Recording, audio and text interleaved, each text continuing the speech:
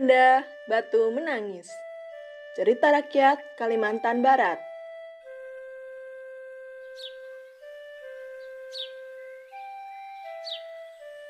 Pada zaman dahulu kala, di sebuah bukit yang jauh dari perkampungan, tinggallah seorang janda tua bersama anak perempuannya yang bernama Darmi.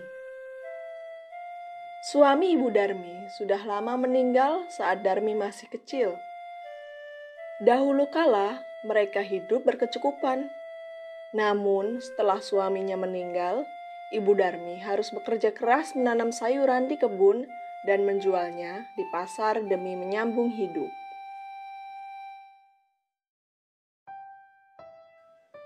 Syukurlah, hari ini cukup banyak sayur yang bisa dipanen, gumam Ibu Darmi dalam hati. Nak, bisakah kamu membantu ibu memanen sayur-sayuran ini? Tidak, ibu. Aku tidak mau kulitku ini jadi gelap seperti kulit ibu. Ibu Darmi sudah terbiasa mendengar penolakan dari anak perempuannya itu. Darmi memiliki paras yang cantik. Dengan rambut panjang yang begitu lembut, lebat dan terurai dengan indah. Namun sayangnya di balik kecantikan itu, Darmi memiliki perisai yang tidak sama dengan kecantikannya. Darmi sungguh pemalas dan manja. Setiap hari, ia hanya bersolek dan menyisir rambut cantiknya di depan cermin. Tak sekalipun ia mau membantu ibunya bekerja di kebun. Hingga suatu hari, saat Darmi menyisir rambutnya di atas ayunan, tanpa sengaja dia menjatuhkan sisir kesayangannya hingga patah. Ibu! Ibu! Ibu! Cepat kemari! Teriak Darmi melengking. Ada apa, nak? Ada apa? Siang itu, Ibu Darmi masih memanen sayuran di kebun. Mendengar suara teriakan putrinya itu, Ibu Darmi segera berlari tergesa-gesa menghampiri putrinya. Ada apa, nak? Ada apa? Tanya Ibu Darmi dengan sisa nafas yang terengah-engah. Lihat ini, Ibu. Sisir kesayanganku patah. Aku minta dibelikan yang baru. Iya, nak. Nanti jika ibu ke pasar, akan ibu belikan sisir yang baru. Aku juga minta dibelikan bedak yang mahal. Tapi ibu tidak punya cukup uang, nak. Uang ibu hanya cukup untuk membeli sisir saja. Mendengar jawaban ibunya, Darmi sangat marah. Pokoknya aku mau sisir dan bedak. Kalau tidak, aku akan pergi dari rumah ini.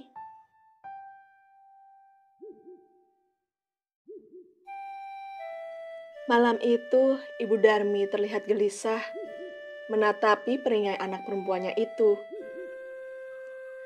Akan tetapi, demi menyenangkan hati anaknya, dia rela mengambil uang tabungan yang ia kumpulkan sedikit demi sedikit dari hasil menjual sayur hasil kebunnya. Uang tabungan itu sebenarnya untuk keperluan sehari-hari. Semoga saja uang ini cukup untuk membelikan sisir dan bedak untuk Darmi. Gumam Ibu Darmi dalam hati. Keesokan harinya, setelah selesai memanen sayuran di kebun, Ibu Darmi hendak menjual sayur-sayur itu ke pasar dan membelikan permintaan sang anak. Nak, ibu mempunyai sedikit uang untuk membeli sisir baru. Ayo kita sama-sama pergi ke pasar. Supaya ibu tidak salah membelikan sisir yang kamu inginkan. Baiklah, Bu. Tapi aku punya syarat yang harus ibu turuti. Ibu tidak boleh berjalan berdekatan denganku. Tapi kenapa, nak? Sudahlah, ibu ikuti saja perintahku. Rupanya, Darmi merasa malu memiliki ibu yang tidak secantik dirinya. Sehingga dia meminta ibunya untuk berjalan berjauhan. Mereka pun pergi ke pasar. Selama perjalanan, Ibu Darmi terlihat bersusah payah membawa bakul yang penuh dengan sayuran itu. Karena Darmi tidak mau membantu membawa sayur dagangan ibunya itu. Setelah perjalanan panjang menuruni bukit, mereka akhirnya sampai di perkampungan. Darmi berjalan jauh di depan sang ibu. Ia tak ingin orang-orang kampung melihatnya berjalan bersama wanita tua itu. Tidak lama kemudian, di tengah perjalanan mereka bertemu dengan seseorang yang tampaknya baru saja pulang dari ladangnya. "Hai gadis cantik, boleh aku berkenalan denganmu?" kata orang itu menyapa Darmi. "Oh, tentu saja." Akhirnya mereka berdua berbincang dengan akrab sampai Ibu Darmi datang menghampiri mereka berdua. "Apa kamu berjalan sendiri atau bersama ibu tua itu? Apakah dia ibumu?" "Oh, dia bukan siapa-siapaku. Mana mungkin orang secantik diriku memiliki ibu yang jelek seperti dia. Dia adalah pembantuku." Ibu Darmi terkejut mendengar perkataan anaknya itu. Betapa sedih Ibu Darmi mendengarnya, namun ia hanya menahan dalam hati dan masih memaafkannya. Akhirnya, mereka kembali melanjutkan perjalanan. Darmi masih berjalan menjauhi ibunya yang kerepotan dengan bakul yang penuh dengan sayuran dagangannya itu. Mereka sudah berjalan lumayan lama. Setelah melewati perkampungan, mereka berdua kembali memasuki perkebunan. Di sana, Darmi kembali bertemu dengan dua pemuda kampung.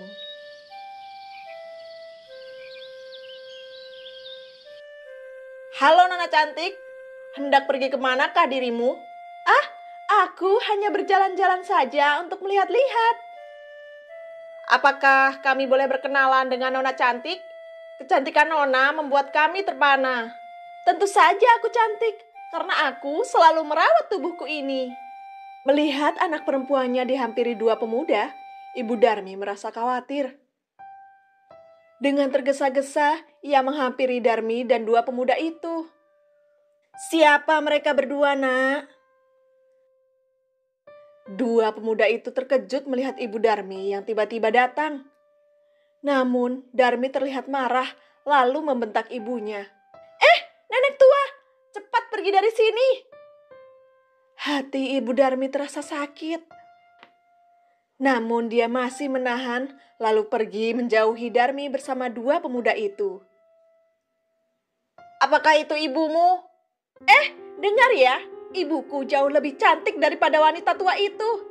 Dia bukan siapa-siapaku, dia hanya pembantuku. Lebih baik aku menjadi batu daripada harus mengakui wanita tua itu sebagai ibuku." Belum jauh Ibu Darmi berjalan, hatinya terasa begitu sakit mendengar perkataan anak perempuannya itu. Kali ini, Ibu Darmi benar-benar tak sanggup lagi menahan perilaku anaknya. Dengan perasaan yang hancur, ia menangis terisak-isak karena sudah tak tahan lagi menahan rasa sakit hati. Kemudian, Ibu Darmi bersimpuh berdoa memohon kepada Tuhan. "Ya Tuhan, hamba memohon ampun atas semua kesalahan putri hamba. Hamba sudah tidak kuat menahan penderitaan ini. Hamba sudah tidak mampu menghadapi sikap angkuh putri hamba. Ya Tuhan, tolong berikan hukuman yang semestinya kepada putri hamba. Hukumlah putri hamba yang durhaka ini ya Tuhan." Saat Ibu Darmi berdoa, tiba-tiba langit yang tadinya cerah berubah menjadi gelap. Angin bertiup dengan kencang. Dengan wajah ketakutan, dua pemuda itu berlari meninggalkan Darmi yang berdiri mematung. Tubuh Darmi terasa kaku. Dia tidak dapat bergerak. Dengan panik, Darmi berteriak memanggil ibunya. "Ibu, ada apa dengan tubuhku? Kenapa kakiku tidak bisa digerakkan?" Ternyata kaki Darmi mulai membatu dan diikuti sekujur tubuhnya. Dia pun sadar atas apa yang dia lakukan. Dia pun menangis, memohon ampun kepada ibunya. "Maaf ibu, maafkan aku. Aku berjanji tidak akan mengulangi lagi. Aku mengaku salah." Ibu Darmi memeluk tubuh putrinya yang perlahan mulai berubah menjadi batu. Penyesalan Darmi sudah terlambat. Dia telah menerima hukuman karena menjadi anak yang durhaka. Ibu Darmi masih memeluk batu itu sampai dari dalam batu terus mengalir air mata sang anak.